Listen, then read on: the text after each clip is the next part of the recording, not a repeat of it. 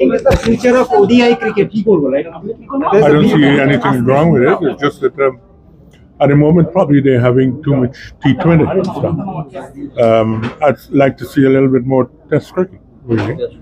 And if you're playing Test cricket, I'd prefer 3 Test matches or 5. I don't think the West Indies should travel to Australia, 12,000 miles for 2 Test matches. And it doesn't make sense. Like the other day, it's 1-1. Now the other test now would have shown who was the better of the 2 teams. So really and truly, you should have. I think I'd like to see a little bit more cricket, Test cricket. Your memory in Calcutta. I do have not some very good memories off the field situation when I was refereeing and so on. But we've always had a few problems. But coming to Calcutta and playing here has been excellent. It's been a very great part of my cricketing life. The people are very friendly and they love sport. So I can't do anything. I just love coming here. What is wrong with West Indian cricket? West Indies cricket. They didn't qualify. They didn't qualify for the World Cup. Yeah. What is wrong with it? No, that's disappointing. But the point is that they now realize that how important it is. There's the one-day competition, and people expect them. We've won 6 World Cups, and we've only 15 million, 5 million people in different walks of life. So we've done very well in that department. But I think they now have to put a little bit more effort into the cricket in general. Mr. Llyod, don't you think that T20 cricket is destroying the mentality of Test cricket? Well, I've said time and again that T20 is an exhibition and Test cricket is an examination. And I think that our youngsters seem to be getting this habit of trying to hit the ball out of the ground so that they can get a contract somewhere. And I don't like that. I would like to see we go back to a situation where you go on tour, you can blood a youngster. Can't do that now. If you go to England, you play 2 games, test match, 1 day, and then you've gone. They don't learn anything about the country, and they don't learn anything about playing cricket in England, or Australia for that matter, or India for that matter. I think India went somewhere the other day, and they played 2 warm-up games, and they lost the series. Now, surely you have to play more games so that people could get acclimatized and so on. And we just, I suppose it's giving the young player a better standard of living. But you can't sacrifice good cricket for that. I think we now have to have a look at the situation and assess how we can improve it. Mr. Llyod, Calcutta is a city of Saurabh Ganguly. So you came here to talk with Mr. Saurabh Ganguly? I spoke to him yesterday, but he's gone to South Africa. So when he comes to England, he said we can have a decent chat. About Team India, what did you like to tell? Well, what I like about India is they seem to have a much balanced side now. Their fast bowling is pretty good. They have good spinners. They have wonderful batsmen. So I think they've got a real top team now. And if they continue in this vein, they'll be around between 1 and 2 for quite a while. The cricket is quite exciting.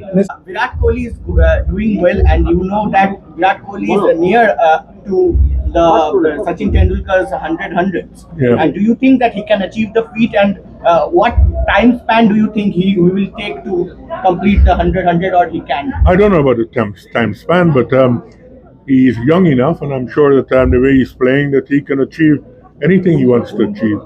And it would be something to be quite happy to achieve if he can get that 100 hundred. T20 leagues have been mushrooming all around the world. Yeah. What is your opinion on that?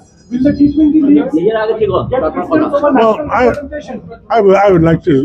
Sure, it's quite exciting T20, but I don't want it to lose Test cricket, because of that.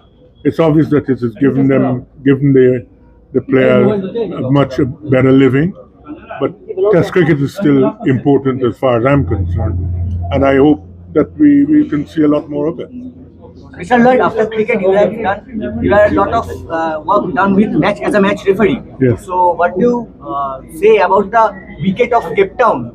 What was controversial on India versus South Africa? Well, I don't think anything is wrong with the pitch. Somebody made 100 on that same pitch, and a wearing pitch. So I think it's just application, and I'm wondering if that had happened in India, what they would have done to the groundsperson. You know, because if you lose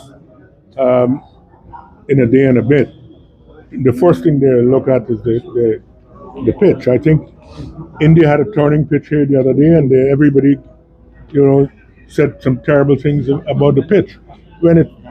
If you're playing top class cricket, you should be able to handle those sort of things. And I didn't see the pitch in Cape Town. It didn't look a bad pitch. It was just that people got out to some very bad shots. So you rate that a good pitch? Well, it's a test pitch. And there's a guy who batted and made 100 and odd. So you can't dismiss the pitch as terrible. You have to look at the overall thing. Mr. Lloyd, do you think there are any comparison about Vivian Richards and Virat Kohli? Their batting style is the same? No, well, they're two different players, different type of players. But they're people who you'd want to pay to watch play because they're both exciting. Sir, do you think the financial cloud of the three superpowers, Australia, England and India, is it hampering the equality of the game, and was it more equal during your times in terms of financial power? I like that question. The point is that I couldn't see all these board members sitting down and saying to the rest of the people, 3 countries are getting 180 million and the rest are getting 80. And one of them who getting 80 million is now nearly 100 years into that association. To me, if you escalate, you're now up there with the rest, everybody should get the same thing. Look at the Premier League. Does Manchester United get more than Liverpool? Does Arsenal get more than Chelsea? No, they get the same. Good? And the same thing should happen where our cricket is concerned.